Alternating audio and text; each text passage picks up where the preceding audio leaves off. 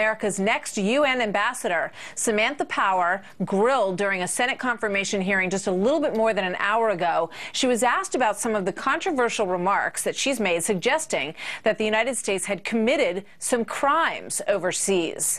Listen to this fascinating exchange that she had with Florida Senator Marco Rubio. Watch.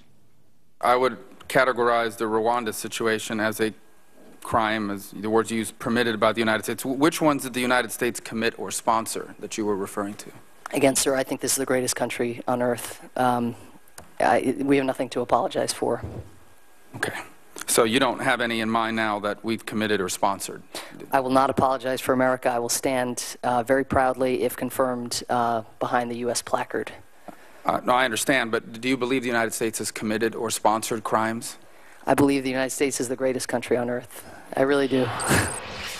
Well, there you go. Monica Crowley joins me now, radio talk show host and Fox News contributor. That was definitely her line of the day, that she is a big believer in the great United States of America, and she may believe that, but a lot of the things that she said in the past, Monica, give credence to at least to Senator Rubio's questioning along those lines, do they not? Absolutely. And in fact, her repetition of this line today, Martha, that she believes the United States is the greatest nation on earth and we have nothing to apologize for. It's obvious she's saying that now because, of course, she wants this job to be the U.S. ambassador to the UN. She has a long record of saying the exact opposite. She has accused the United States of committing war crimes. She has accused the United States of assisting or helping, at least, in committing genocide. She has indirectly compared the United States to Nazi Germany. And she has also blamed American power for anti-Americanism around the world. In other words, it's always our fault.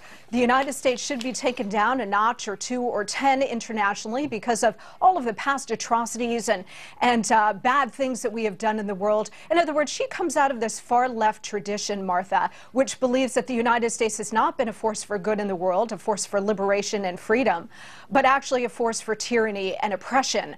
And in that way, she comes right out of the mold that the President of the United States does.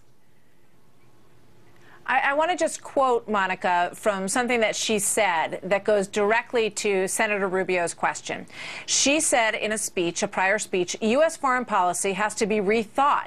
It needs not tweaking, but overhauling. We need a historical reckoning, she says, with crimes committed, sponsored, or permitted by the United States. And she goes on and on to say that we need to open the files, we need to go back and look at the mistakes we made. And basically, she talks a lot about, before you go out in the world and try to support a nation, you need to also explain what you did wrong there in the past that sets you up for this new change of heart.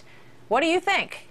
Yeah, I mean, this gets to her long-standing philosophy, and she's got a long paper trail where she writes about this, about how the United States, it's always blame America first, that the United States is presumed guilty when we're taking a look at U.S. actions around the world. And that gets to what you just pointed out, Martha, where she's saying U.S. foreign policy and national security strategy requires a rethinking. Do we really have the moral authority to exercise our power in the world, given this long trail of injustices and genocide and war crimes that we have committed?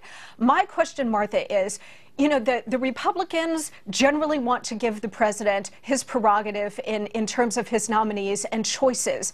And I certainly understand that, but there are certain battles that should be picked. And I think Samantha Power is one of the most dangerous appointments this president has made, and that's saying a lot.